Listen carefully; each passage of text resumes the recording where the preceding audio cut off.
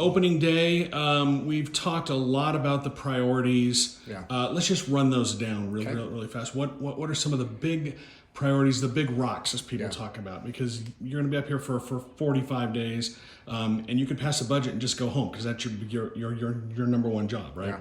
Yeah, no, it is. It's the number one constitutional duty of the legislature is to pass the budget. But we also have a lot of other big policy issues that we need to be looking at. Brian, as you know, the stewardship of our natural resources has been one of the top priorities for the Republican caucus over the last couple of years. We'll continue to focus on that with the shrinking Salt Lake, Great Salt Lake. This moisture that we've been receiving, and even some today, certainly helps the problem, but we need to be looking long-term for long-term solutions and long-term fixes, and so we'll be focused on that.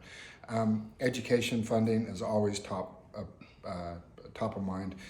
We've had record increases in education funding over the last couple of years. We will make another record investment into education funding as well.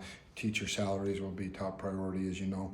And then also roads, transit, infrastructure, making generational investments with our transportation system, top priority. Tax cuts.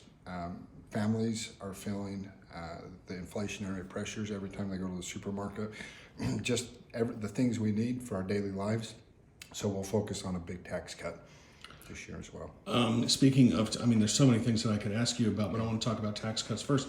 You set aside $400 million, actually $545 million, but that was to continue. Part of that is to continue a tax cut that's already in place. $400 million for tax cuts. I know that there has been some talk about sales tax on food, but it's more likely you're going to be doing something with income tax. And income tax, maybe a little bit on property taxes, Social Security. Yeah. Those are probably the more likely fixes, right? I wouldn't necessarily say property tax because really the state doesn't have a whole lot to do with property tax. That's mostly the local governments. We will work on some policy issues, I'm sure of, in regards to the property tax. But I think the focus will certainly be where it takes up the most of the discussion is income tax. Social Security, we've made strides in Social Security over the last 2 or 3 years. We'll continue to do that again this year.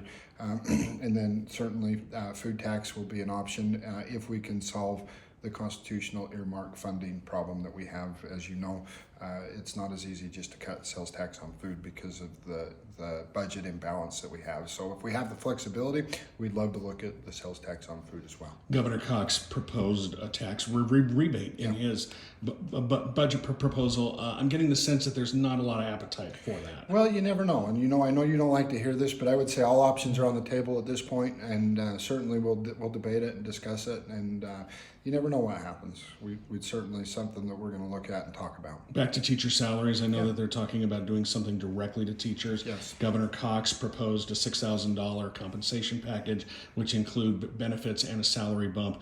There are plans to couple that with school choice. Yeah.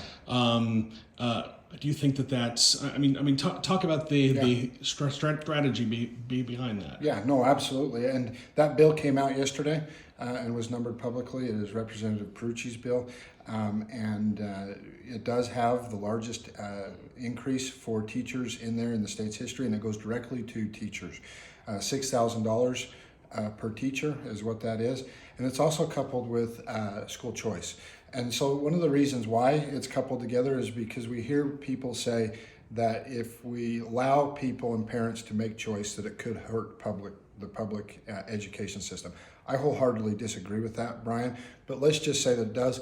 If we have a huge increase to help our teachers out with that, then certainly you can't make that because we're making a record. Make that argument because we're making a record investment in education, public education. Everybody likes to point to 2007 when lawmakers passed a vouchers bill. This is a scholarship bill, but it's the same mechanism. It's called a scholarship, but it's pretty much the same mechanism.